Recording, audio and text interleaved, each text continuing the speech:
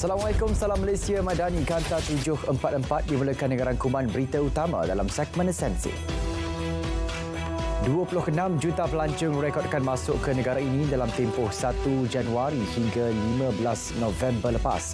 Angka itu dapat ditambah berikutan pelaksanaan pengecualian visa untuk rakyat China dan India selama 30 hari bermula 1 Disember lalu. Kerajaan bersedia menerima peningkatan kemasukan pelancong asing terutamanya dari China dengan pemantauan tahap kesihatan pelancong di pintu masuk negara yang sentiasa dipertingkatkan dan dikawal selia Kementerian Kesihatan KKM. Melaka mampu menjadi tuan rumah terbaik sempena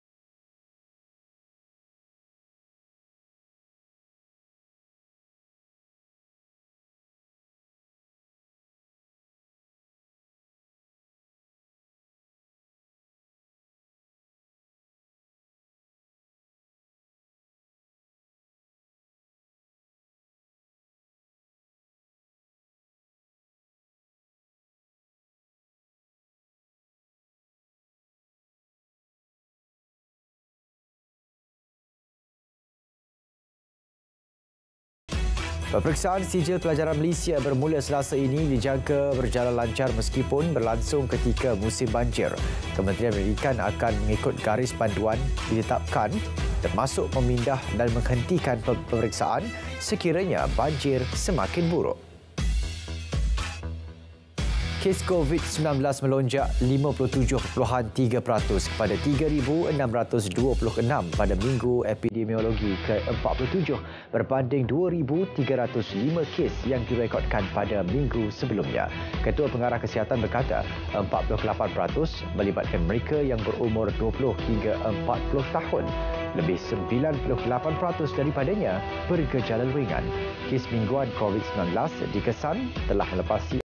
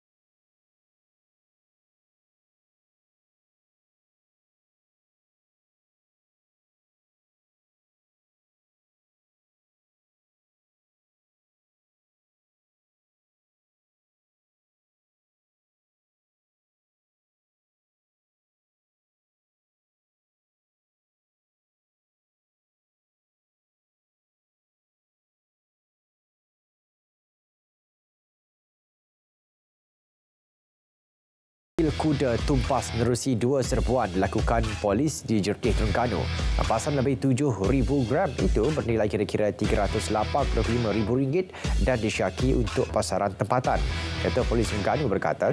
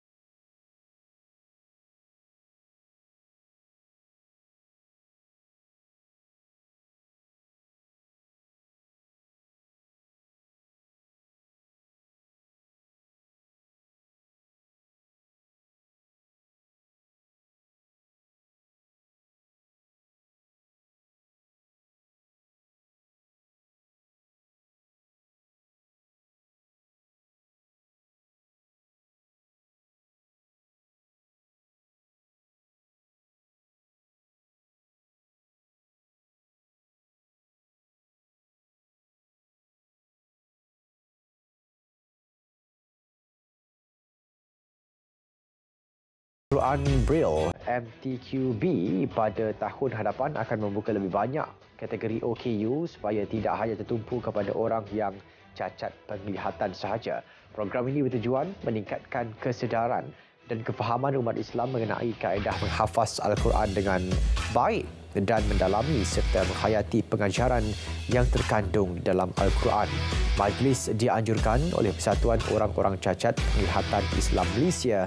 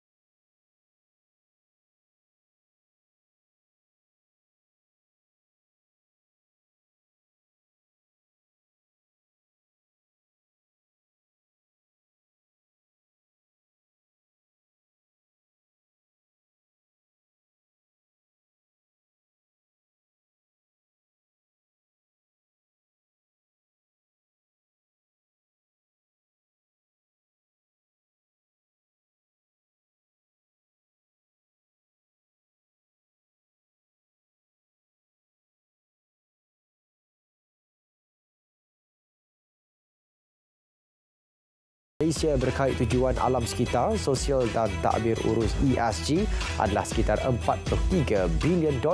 Kabinet Bank Negara berkata sektor kewangan Malaysia memainkan peranan penting dalam memacu dana modal berkaitan iklim selari keperluan global.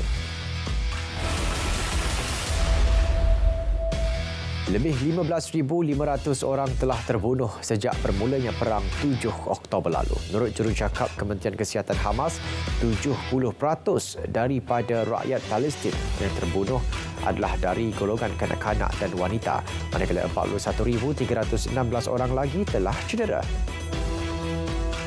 Sementara itu, lebih 200 orang awam termasuk kanak-kanak terbunuh dalam serangan rejim Zionis di Gaza pada Sabtu. Serangan turut mengakibatkan puluhan lagi cedera serta memusnahkan kediaman penduduk. Selain bandar Gaza, serangan tertumpu di Khan Yunis dan Jabalia, masing-masing terletak di selatan dan utara Gaza. Ketua WHO memberi amaran bahawa situasi sektor kesihatan di Gaza sebagai tidak dapat dibayangkan. Malah menyifatkan pertempuran itu amat mengerikan.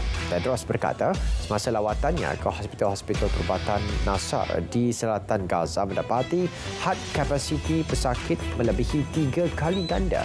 Ketua WHO itu turut mengulangi gesaannya untuk gencatan senjata. Sementara itu, PBB melaporkan wabak hepatitis menular dalam kalangan penduduk Palestin di pusat-pusat perlindungan kendaliannya di Gaza. Tubuhan itu turut menyorakan kebimbangan serius terhadap penyakit bawaan air. Ini kerana bekalan air bersih dan selamat masih sukar diperoleh penduduk tempatan di bandar Gaza serta wilayah utara. Bekalan air hanya dapat diperoleh daripada telaga persendirian dan yang disedia PBB. Raja Permaisuri Agong Tunku Azizah Aminah Maimunah Iskandariah berkenan mengunjungi Ibu Pejabat General Women's Union di